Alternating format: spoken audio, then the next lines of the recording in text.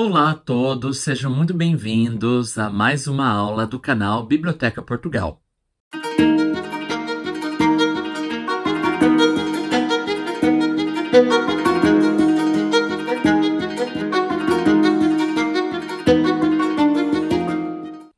E a aula de hoje incide no poema Dom Fernando Infante de Portugal, da secção As Quinas, do livro Mensagem, do Fernando Pessoa. Este poema foi objeto de análise dos exames nacionais do ensino secundário em Portugal e, portanto, há duas questões que foram feitas sobre esse poema, as quais eu tentarei responder a partir da análise que eu vos vou oferecer. A princípio, farei a leitura do poema. Deu-me Deus o seu gládio, porque eu faça a sua santa guerra. Sagrou-me seu em honra e em desgraça, as horas em que um frio vento passa por sobre a fria terra. Pôs-me as mãos sobre os ombros e doirou-me a fronte com o olhar. E esta febre de além que me consome, e este querer grandeza são seu nome dentro em mim a vibrar. E eu vou, e a luz o gládio erguido dá em minha face calma. Cheio de Deus, não temo o que virá, pois venha o que vier, nunca será maior do que a minha alma. Bom, as duas questões deste poema, a primeira explica em que medida as ações de Deus transformam o sujeito poético num instrumento da vontade divina. Na sua resposta, comece por indicar as ações de Deus. E a outra questão, releia os versos de 8 a 15, descreva com base em dois aspectos pertinentes o estado de espírito do sujeito poético face à vontade divina. Bom, então temos aqui já uma pista de leitura, que é essa vontade divina, que é um dos elementos fundamentais dos poemas enfechados no livro Mensagem. Basta recordarmos o poema dedicado ao infante Dom Henrique. Deus quer, o homem sonha, a obra nasce. Deus quis que a terra fosse toda uma, que o mar unisse, já não separasse, etc, etc. Quando Deus faz, a vontade é feita, no poema dedicado ao Dom João I. Então, nós vemos que a vontade divina ocorre nessa transcendência, há essa transcendência que gera a imanência e faz com que os heróis sejam instrumentos de Deus, que cumprem a missão divina por serem instrumentos de Deus. Nós podemos pensar neste poema, podemos dividi-lo em duas partes. O poema tem 3 estrofes, como vocês podem ver, cada estrofe com 5 versos. Só que nós podemos fazer uma divisão em duas partes. Eu proporia uma divisão que vai do primeiro verso da primeira estrofe até o final do segundo verso da segunda estrofe. De deu-me Deus o seu gládio até a fronte com o olhar, nós temos a instrumentalização do herói, a sagração do herói. E esta febre de além até o último verso, maior do que minha alma, nós temos as ações do herói, o herói pronto a agir. Então, a primeira parte corresponderia à primeira questão dos exames nacionais e a segunda parte corresponderia à segunda questão. No caso, para nós descrevermos as ações de Deus, nós encontramos: deu-me Deus o seu gládio. É o primeiro sintagma. Depois, sagrou-me seu em honra e em desgraça. É um outro sintagma. Pôs-me as mãos sobre os ombros. Outro sintagma. E doirou-me a fronte com o olhar. Outro sintagma. São 4 sintagmas relativos a essa instrumentalização marcadas por verbos no pretérito perfeito. Deu-me, sagrou-me, pôs-me e doirou-me, em que há um sujeito da ação, Deus, e há um sujeito que recebe a ação, que é este me, é essa primeira pessoa do singular, que é o sujeito da enunciação, é quem enuncia esse poema, que neste caso está atribuído no título ao infante Dom Fernando, que foi um infante que esteve na tentativa de conquista de Tanger em 1437. Os portugueses foram cercados pelo exército marroquino e o exército marroquino exigiu que um dos infantes fosse entregue, que deixá-los ia e voltar a Portugal, mas que um dos infantes ficasse como refém. E em troca, o que os marroquinos queriam? Queriam que os portugueses devolvessem Ceuta. Ceuta, que teve a sua conquista em 1415. Então, a corte não sabia se devolvia ou não Ceuta aos muçulmanos e, portanto, Dom Fernando ficou anos no cativeiro e, por isso, acabou por morrer, por sofrer maus tratos. E por isso é a ideia do mártir, que nós vamos ver na análise do poema.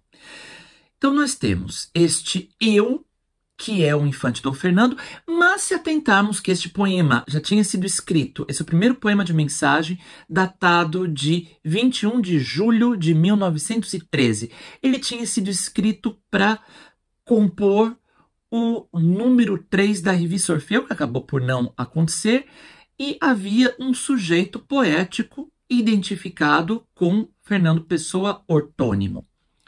Neste caso, temos a voz do Dom Fernando, do infante de Portugal, essas marcas deste eu no poema que recebe essa ação deste Deus. Deu-me, sagrou-me, pôs-me, doirou-me. Reparem, há a entrega do instrumento do gládio, que é a espada, há a sagração em honra e em desgraça, as mãos sobre os ombros e o doirar a fronte com o olhar. Dessas 4 ações, 2 implicam nas partes do corpo, na sagração do herói, praticamente um cavaleiro medieval. O que, se este herói é sagrado em honra e em desgraça, tal como todos os heróis das 5 quinas, que são 5 poemas daqueles que sofreram para que o apogeu de Portugal ocorresse. Nós temos de um lado os castelos, que estão relacionados à própria consolidação, própria formação do reino de Portugal, e as quinas, que são os heróis trágicos. Enquanto os castelos são os heróis épicos, as quinas trazem esses heróis trágicos, como no caso do Dom Fernando. Então nós vemos que há essa instrumentalização do herói, este herói que é instrumentalizado com o gládio, que é essa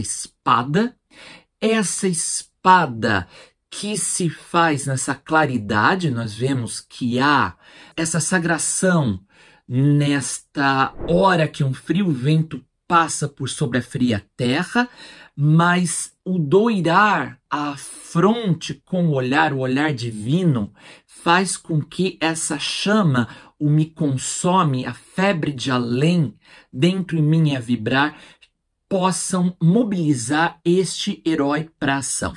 Então, respondendo à primeira pergunta, nós teríamos que citar essas 4 ações de Deus referentes ao infante, essa sagração que Deus faz ao herói, praticamente um cavaleiro medieval, sagrado em honra e em desgraça, tal como Cristo é sagrado em honra e em desgraça. De que forma? A ideia da desgraça, de perecer na cruz, dos sofrimentos, mas a honra do sofrimento pela remissão dos pecados da humanidade. Então, nós vemos que no poema dedicado às quinas, aparece uma estrofe, no caso, no segundo poema de mensagem, o das quinas, foi com desgraça e com vileza que Deus ao Cristo definiu. Assim o opôs à natureza e o Filho ungiu. Então, este Cristo foi ungido também com desgraça e com vileza. Então, como nós vemos, os poemas das quinas estão centrados nos heróis trágicos, ao passo que os poemas dos castelos estão centrados nos heróis épicos. Nós vemos, por exemplo, neste caso do poema dedicado ao Dom Fernando, essa sagração de Deus que instrumentaliza o herói para cumprir a sua missão. Nós temos porque o faça a sua santa guerra. Este herói é instrumento da vontade divina e, portanto, a partir dessas 4 ações, da entrega do gládio, da sagração em honra e em desgraça, das mãos postas sobre o ombro e da fronte doirada com o olhar de Deus, este herói é sagrado tal como um cavaleiro medieval, mas também tal como Cristo. Não nos esqueçamos que no segundo poema de mensagem, o poema O das Quinas, na última estrofe, nós vemos esta imagem. Foi com desgraça e com vileza que Deus ao Cristo definiu. Assim o opôs à natureza e o Filho ungiu. O Filho que é ungido com desgraça e com vileza. Nós temos o padecimento na cruz e nós temos o padecimento na cruz como algo necessário para a remissão dos pecados da humanidade. Portanto, este herói que é sagrado com este gládio, essa espada, corresponde à cruz de Cristo. Deus sagra Cristo com a cruz e sagra Dom Fernando com o gládio. Gládio que aparece na primeira estrofe e que aparece na última estrofe, no fechamento do poema. Abre o poema com a entrega desse gládio e esse sujeito poético, com essa luz do gládio, já há uma luz, já há um procedimento de alquimia. Basta lembrar que a alquimia é transformar qualquer metal em ouro. Nós temos o doirou-me a fronte com o olhar. Temos a febre de além, que me consome. Ou seja, há uma alquimia operada no interior deste sujeito poético, já instrumentalizado, já eleito, já um herói de exceção para cumprir essa missão divina. O que nos leva à próxima questão, a descrição do estado de espírito deste sujeito poético. Faça essa vontade divina. Nós vemos que a febre de além e o querer grandeza, essa febre de além a consumir esse sujeito, esse querer grandeza são seu nome, da mesma forma que o gládio é para que se faça a sua santa guerra, a guerra de Deus, a guerra santa, a guerra contra os muçulmanos. E, portanto, nós temos, a partir do esta febre de além, e esta febre de além, e este querer grandeza, e eu vou, nós temos essas conjunções aditivas, e este movimento, esta adição de ideias, neste movimento deste sujeito poético que já imbuído dos ideais divinos, já sagrado com o gládio. Esse gládio vai dar uma luz interior, como nós vemos, por exemplo, a luz do gládio erguido dá em minha face calma. Nós temos dos estados de espírito, temos a ideia desse sujeito poético ciente do destino, febre de além que me consome, querer grandeza são seu nome. Temos a determinação e eu vou.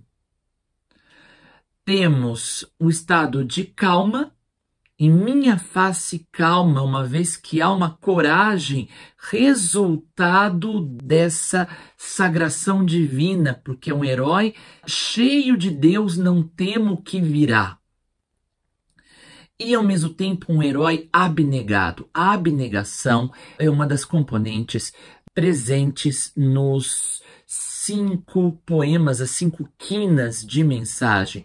Tanto na primeira quina, dedicada a Dom Duarte, na segunda, dedicada a Dom Fernando, na terceira, dedicada a Dom Pedro, na quarta, dedicada a Dom João, e na quinta, dedicada ao rei Dom Sebastião. Nós vemos a ideia dessa abnegação, desse cumprir, como aparece no poema dedicado a Dom Duarte, meu dever fez-me, porque eu cumpri este dever que o faz rei. A regra de ser rei almou meu ser. Nós vemos que todos estes sujeitos poéticos, todas essas quinas, acabam por ter um sujeito da enunciação na primeira pessoa, são todos esses heróis trágicos que falam nessa condição trágica e nessa condição estoica.